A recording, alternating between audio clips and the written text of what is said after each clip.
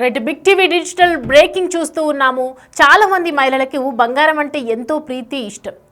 ఏ ఇంట్లో ఏ చిన్న ఫంక్షన్ జరిగినా కూడా బంగారం కొనేందుకు ఎక్కువగా ఆసక్తి చూపిస్తూ ఉంటారు. అలాంటి మహిళలకు బిగ్ షాక్ ఇచ్చింది ఇన్కమ్ ట్యాక్స్ రూల్స్.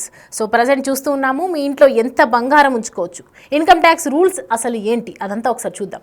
భారతదేశంలో బంగారంని కొనుగోలు చేసే సంప్రదాయం చాలా పాతది, అనాది కాలంగా వస్తున్నటువంటి ఆచారం అనుకోవచ్చు. ప్రజలు బంగారం కొని ఇంట్లో భద్రపరుచుకుంటూ ఉంటారు. ఇంట్లో ఎంత బంగారాన్ని ఉంచుకోవచ్చో, ఇప్పుడు ఎలా ఉంటుంది రూల్స్ అనేది మనందరికీ ఆసక్తికరంగా మారింది. పరిమితికి మించి బంగారం ఉంచితే అసలు ఏమవుతుంది, బంగారం అమ్మితే పన్ను కట్టాల్సిందేనా, ఇవన్నీ పూర్తి వివరాలు ఇప్పుడు మనం తెలుసుకునే ప్రయత్నం చేద్దాం. భారతదేశంలో బంగారాన్ని కొనుగోలు చేసే వాళ్ళకి షాక్ ఇచ్చిందని చెప్పొచ్చు. ప్రజలు బంగారం కొని మన దేశంలో బంగారాన్ని పెట్టుబడిగా మాత్రమే కాకుండా సంప్రదాయంగా కూడా చూస్తారు. అందుకే ఏ శుభకార్యం జరిగినా కూడా బంగారాన్ని కొనుగోలు చేసే ఆచారం ఉంది. మహిళలకు ఇది అలంకారమైనప్పటికీ కూడా చాలామంది దీనిని కష్టకాలంలో ఉపయోగపడే ఆస్తులుగా కూడా చూస్తారు. చాలామంది బంగారం గొప్ప పెట్టుబడిగా భావిస్తూ ఉంటారు. ఇండియాలో భద్రతను దృష్టిలో ఉంచుకొని చాలామంది బ్యాంకు లాకర్లో కూడా బంగారాన్ని ఉంచుతూ ఉన్నారు. దొంగలకు భయపడి ఇంట్లో పెట్టుకుంటే కూడా ప్రమాదం అని చెప్పి బ్యాంకుల్లో పెట్టుకుని లాకర్లో ఉండటం చాలామందిని మనం చూస్తూనే ఉంటారు. అయితే ఇంట్లో ఎంత బంగారాన్ని ఉంచుకోవచ్చు, పరిమితికి మించి బంగారం ఉంచితే అసలు ఏం జరుగుతుంది, పూర్తి వివరాలు ఏంటి? భారత ప్రభుత్వ ఆదాయపు పన్ను నిబంధనల ప్రకారం ఇంట్లో బంగారాన్ని ఉంచుకోవడానికి పరిమితి ఉంది. దీని ప్రకారం ఈ పరిమితి స్త్రీలకు పురుషులకు భిన్నంగా ఉంటుంది. CBDT central board of direct taxes నిబంధనల ప్రకారం చూస్తే మీరు ఇంట్లో కొంత మొత్తంలో బంగారాన్ని మాత్రమే ఉంచుకోవచ్చు. మీరు ఈ నిర్ణీత పరిమితి కంటే ఎక్కువగా కనుక బంగారాన్ని ఇంట్లో ఉంచుకుంటే మీరు దానికి సంబంధించిన రుజువును అందించాలి. ఎక్కడివి, ఎప్పుడు తీసుకున్నారు, ఎంత తీసుకున్నారు, దానికి సంబంధించిన బిల్స్ ఏంటి, దానికి సంబంధించిన రిసీట్స్ ఏంటి, మీరు ఏ షోరూంలో తీసుకున్నారు, ఎక్కడ తీసుకున్నారు, ఇవన్నీ కూడా దానికి సంబంధించినటువంటి ఒక రుజువు పత్రాలు కానీ బిల్ పేపర్స్ కానీ ప్రతిదీ కూడా చూపించాలి. బంగారం కొనుగోలు మొదలైన వాటికి సంబంధించినటువంటి ఏ రసీదులన్నీ మీ దగ్గర ఉన్నాయి, ఎంత తీసుకున్నారు, ఎప్పుడు తీసుకున్నారు, ఇవన్నీ ఆధారాలను కూడా రెడీగా పెట్టుకోవాలి. సో మహిళలు ఎంత బంగారం మొత్తం మీద మనం చూసుకుంటే సరే ఉంచుకోమన్నారు, ఈ బిల్స్ చూపించమన్నారు, పరిమితి మాత్రమే వరకే కొనుక్కోమన్నారు, పరిమితి వరకు మాత్రమే దాచుకోవాలి, పరిమితి వరకే ఇంట్లో ఉంచుకోవాలని చెప్తున్నారు. కానీ ఎంత దాచుకోవాలి, ఎంత పరిమితికి ఉంచుకోవచ్చు, ఎంత పన్ను కట్టొచ్చు, ఇవన్నీ డీటెయిల్స్ మనం ఇప్పుడు తెలుసుకునే ప్రయత్నం చేద్దాం. ఆదాయపు పన్ను చట్ట ప్రకారం చూసుకుంటే కనుక వివాహిత మహిళలు ఎవరైతే ఉన్నారో తమ వద్ద 500 గ్రాముల బంగారాన్ని మాత్రమే ఉంచుకోవచ్చు. పెళ్లి కాని మహిళలకు మాత్రం ఈ పరిమితిని 250 గ్రామ్స్కి మాత్రమే చేసింది. అలాగే అదే సమయంలో పురుషులు 100 గ్రాముల బంగారాన్ని మాత్రమే ఉంచుకోవడానికి అనుమతి ఇస్తుంది. సో ప్రజెంట్ మరి వారసత్వంగా చాలా రోజుల నుంచి ఎంతోమంది మా తాతలు కావచ్చు, తండ్రులు కావచ్చు, మా అత్తగారు కావచ్చు, మా అమ్మగారు కావచ్చు, ఎంతోమంది మన కోసం బంగారము కొనిపెట్టి ఉంచారు. వారసత్వంగా దీన్ని ఈ బంగారం మరి ఉంటుంది, దానికి సంబంధించి మనం పన్ను కట్టాలా కట్టొద్దా అనే డౌట్ అందరికీ వస్తూ ఉంటుంది. మీరు డిక్లేర్ ఆదాయం లేదా పన్ను రహిత ఆదాయం నుండి బంగారాన్ని కొనుగోలు చేసి ఉంటే కనుక మీరు చట్టబద్ధంగా బంగారాన్ని వారసత్వంగా పొందినట్లయితే కనుక మీరు దానిపై ఎలాంటి పన్ను చెల్లించాల్సిన అవసరం లేదంటూ శుభవార్త చెప్పింది. సో ప్రజెంట్ చాలా మంది ఇప్పుడు ఇబ్బంది పడుతూ ఉంటారు. వారసత్వంగా తీసుకున్నటువంటి బంగారంకు ట్యాక్స్ కట్టాలంటే చాలా కష్టం. చాలా మంది దగ్గర బంగారం వారసత్వంగా తల్లిదండ్రుల దగ్గర నుంచి కూడా ఎంతో బంగారం ఉంటూ ఉంటుంది. దానికి సంబంధించి ఎలాంటి ట్యాక్స్ మాత్రం కట్టనక్కర్లేదని చెప్తోంది.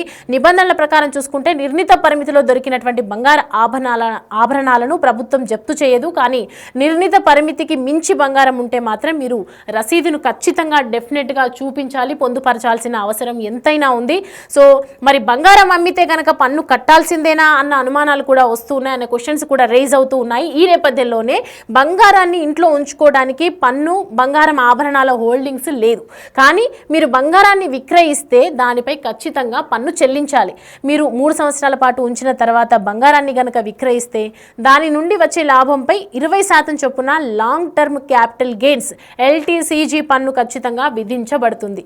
మరి బంగారు బాండ్లను విక్రయించడంపై పన్ను ఉంటుందా ఉండదా అనే క్వశ్చన్స్ కూడా ఉన్నాయి. మీరు 3 సంవత్సరాల లోపు గనక సావరిన్ గోల్డ్ బాండ్ SGBని కనుక విక్రయిస్తే దాని నుండి వచ్చే లాభం మీ ఆదాయానికి జోడిస్తారు. అలాగే మీ పన్ను స్లాబ్ ప్రకారం దానిపై పన్ను విధిస్తారు.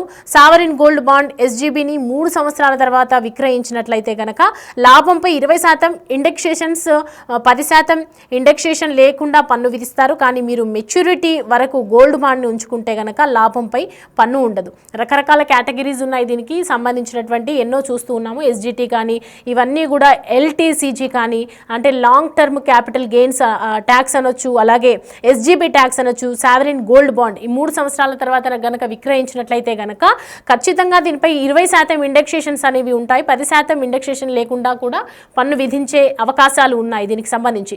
సో బంగారం అమ్మితే మాత్రం ట్యాక్స్ కట్టాల్సిందే అన్న క్వశ్చన్స్ కూడా మనకు రేజ్ అవుతున్న నేపథ్యంలో బంగారాన్ని ఇంట్లో ఉంచుకోవడానికి ట్యాక్స్, పన్ను బంగారం ఆభరణాల హోల్డింగ్స్ దీనికి సంబంధించి ఏవీ లేవు. కానీ మీరు బంగారాన్ని కనుక విక్రయిస్తే కనుక దానిపై ఖచ్చితంగా ట్యాక్స్ చెల్లించాల్సిన అవసరం ఎంతైనా ఉందని చెప్తూ ఉన్నారు. మీరు 3 సంవత్సరాల పాటు ఉంచిన తర్వాత బంగారాన్ని కూడా విక్రయిస్తే దాని నుండి వచ్చే ఎంతైతే లాభం ఉంటుందో, అంటే మనం తీసుకున్నప్పుడు బంగారం రేటు ఎంత ఉంది, దానికి మనం ఎంత పన్ను విధించాము, దానికి సంబంధించి మళ్ళీ నెక్స్ట్ 3 ఇయర్స్ తర్వాత బంగారం రేటు పెరిగినట్లయితే కనుక ఖచ్చితంగా దాని మీద ఎంత లాభం అయితే వస్తుందో దానికి 20% వరకు మనం పన్ను ఖచ్చితంగా కట్టాల్సి ఉంటుంది. దాన్నే long term capital gains LTCG పన్ను అని అంటారు. దాన్ని ఖచ్చితంగా దాన్ని ఎప్పుడు తీసుకున్నామో డిస్టెన్స్ ప్రకారం కనుక రేటు, అప్పుడు ఒకవేళ తక్కువ రేటుకి తీసుకొని గత 3 సంవత్సరాల తర్వాత మళ్ళీ 3 సంవత్సరాల తర్వాత కనుక ఖచ్చితంగా రేటు పెరిగితే కనుక ఆ 3 సంవత్సరాల లోపు ఎంత పెరిగింది, అప్పుడు ఎంత ట్యాక్స్ కట్టామో అదంతా తీసేసి ఇప్పుడు పెరిగినటువంటి రేటు దృష్ట్యా 20% మాత్రం ఎల్టీసీజీని విధిస్తుంది పన్ను. ఖచ్చితంగా అది కట్టాల్సిందే అని చెప్తూ ఉన్నారు. అండ్ మరి డిక్లేర్డ్ ఆదాయం లేదా పన్ను రహిత ఆదాయం నుండి బంగారాన్ని కొనుగోలు చేసి ఉంటే కనుక మీరు చట్టబద్ధంగా బంగారాన్ని వారసత్వంగా, ఎప్పుడైతే అఫీషియల్గా ఇది వరకు మనకు వారసత్వంలో గత తల్లిదండ్రులు కావచ్చు, అత్తమామలు కావచ్చు కొని పెట్టినటువంటి ఆ బంగారానికి ఖచ్చితంగా ఒకవేళ రసీదులు కానీ లీగల్గా తీసుకున్నట్లయితే ఖచ్చితంగా చట్టబద్ధంగా ఏదైతే తీసుకుంటారో ఆ బంగారానికి ఖచ్చితంగా పన్ను అనేది చెల్లింపు ఉండదు. మీరు దానిపై ఎలాంటి పన్ను చెల్లించాల్సిన అవసరం అయితే ఖచ్చితంగా లేదు. అలాగే నిబంధనల ప్రకారము నిర్ణీత పరిమితిలో దొరికినటువంటి బంగారు ఆభరణాలను మాత్రం ప్రభుత్వం జప్తు చేయదని చెప్తోంది. అలాగే నిర్ణీత పరిమితికి మించి గనక బంగారం ఉంటే, ఒకవేళ మనం అనుకున్నటువంటి బంగారం కాస్త ఎక్కువగా ఉన్నట్లయితే కూడా ఖచ్చితంగా మీరు రసీదులు చూపించాలి, దానికి ఖచ్చితంగా ట్యాక్స్ కట్టించాలని చెప్తూ ఉంది ప్రభుత్వం. సో ప్రజెంట్ మరి ఎంత బంగారం కొనవచ్చు అనే దాని మీద కూడా మనం తెలుసుకున్నాము. ఆదాయపు పన్ను చట్ట ప్రకారం కనుక చూస్తే వివాహిత ఎవరైతే మ్యారీడ్ వాళ్ళు ఉన్నారో ఆ మహిళలకు ఖచ్చితంగా 500 గ్రాముల చొప్పున బంగారం మాత్రమే వాళ్ళ దగ్గర ఉంచుకోవచ్చు. 500కు కనుక ఎక్కువ తీసుకుంటే కనుక దీనికి సంబంధించి 500 తర్వాత 500 గ్రామ్, 502 గ్రామ్స్ ఉన్నా కూడా ఖచ్చితంగా దానికి ట్యాక్స్ కట్టాల్సిందే. దానికి సంబంధించిన బిల్స్ చూపించాలి, దానికి సంబంధించిన రసీద్స్ ఉండాలి కంపల్సరీ. ఎంత ట్యాక్స్ కట్టాము, దానికి సంబంధించి మనం ఎంత పన్నుని పే చేసాము, ఏ రకంగా తీసుకున్నాము, ఎక్కడ తీసుకున్నాము, ఇవన్నీ కూడా ఇన్కమ్ ట్యాక్స్ ఖచ్చితంగా సబ్మిట్ చేయాల్సి ఉంటుందని చెప్తూ ఉన్నారు. అయితే ఒకవేళ పెళ్లి కాని మహిళలకు మాత్రం ఈ పరిమితిని పెళ్ళైన వాళ్ళకి ఏ విధంగా అయితే 500 గ్రాములకు పరిమితి మాత్రమే పెట్టిందో, అలాగే పెళ్లి కాని మహిళలకు కూడా కొంత పరిమితి పెట్టింది. 250 గ్రాములు మాత్రమే బంగారాన్ని కొనుక్కోవచ్చు. దానికి మించి ఎక్కువ పెట్టుకుంటే మాత్రం ఖచ్చితంగా దీనికి సంబంధించి కూడా యాక్షన్స్ ఉంటాయి. దీనికి సంబంధించి ట్యాక్స్ పే చేసుకోవాలి. అన్నీ కూడా దీనికి సంబంధించినటువంటి ఏదైతే అమల్లో ఉన్నాయో అవన్నీ కూడా చూపించాలి, రసీద్ చూపించాలి, బిల్లు చూపించాలని చెప్తూ ఉంది. అదే సమయంలో పెళ్లి కాని మహిళలకు ఎలాగైతే 250 గ్రాములు, పెళ్ళైనటువంటి మహిళలకు ఏదైతే 500 గ్రాములు, అలాగే పురుషులకు కూడా కొంత పరిమితిని పెట్టింది. అదే సమయంలో పురుషులు 100 గ్రాముల బంగారాన్ని మాత్రమే ఉంచుకోవడానికి అనుమతి ఇస్తూ ఉంటారు. 100 గ్రాములకు మించి 1 గ్రామ్ ఎక్కువ ఉన్నా కూడా ఖచ్చితంగా రసీద్ చూపించాలి. ఎక్కడైతే తీసుకున్నారో దానికి సంబంధించినటువంటి బిల్స్ అన్నీ కూడా చూపించాలి. దానికి సంబంధించినటువంటి పన్ను ఖచ్చితంగా ఉంటుందని చెప్తూ ఉంది. అలాగే భారత ప్రభుత్వ ఆదాయపు పన్ను నిబంధనల ప్రకారం మనం చూస్తూ ఉంటే కనుక ఇంట్లో బంగారాన్ని ఉంచుకోవడానికి పరిమితి ఉంది. ఇదివరకు మనము ఎక్కువ బంగారం ఉంటే ఎక్కడ చోరీ జరుగుతుందో అని చెప్పి, ఇంట్లో రక్షణ ఉండదు అని చెప్పి చాలామంది లాకర్స్లో పెట్టుకున్నటువంటి సిచ్యువేషన్ మనం ఎన్నోసార్లు చూసాము. బట్ ఇప్పుడు ఇంట్లో బంగారాన్ని ఉంచుకోవడానికి పరిమితి ఉంది. కానీ దీని ప్రకారం ఈ పరిమితి స్త్రీలకు, పురుషులకు అంతా కూడా డిఫరెంట్ జానర్లో ఏర్పాటు చేశారు. దీనికి భిన్నంగా ఇదివరకు దీనికి ఒక బౌండరీస్ అనేది లేదు. ఒకప్పుడు బంగారానికి ఎంతైనా తీసుకోవచ్చు, ఎంతైనా పెట్టుకోవచ్చు, మన ఇష్టం అనేది ఉంది. కానీ ఇప్పుడు మాత్రం తీసుకొచ్చిన చట్టం ప్రకారం, నిబంధనల ప్రకారం చూసుకుంటే కనుక కొంతవరకు మాత్రమే, ఎంతవరకు అంటే పెళ్ళైన మహిళలకు, పెళ్లి కాని మహిళలకు, పురుషులకు అందరికీ కూడా డిఫరెంట్గా భిన్నంగా చెప్తూ ఉంది.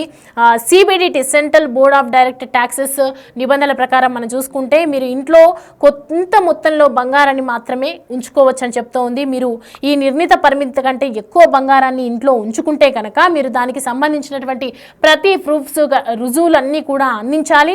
బంగారం కొనుగోలు మొదలైన వాటికి ఎక్కడైతే కొన్నాము, కొనుగోలు అయినప్పటి నుంచి ఏ బిల్ తీసుకున్నాము, ఎంత పర్సెంటేజ్ పడింది, ఎంత ట్యాక్స్ పడింది, ఎంత పే చేశాము, అటువంటి అనేక రకాలైనటువంటి రషీద్స్ ఏ మాల్లో తీసుకున్నాం ప్రతి ఒక్కటి కూడా రుజువు అందించాల్సి ఉంటుంది. ప్రతి ఒక్కదానికి వాటికి సంబంధించినటువంటి రషీదులన్నీ కూడా మీ దగ్గర భద్రంగా బంగారంతో పాటు అన్ని కూడా భద్రంగా పెట్టుకోవాలని చెప్తోంది.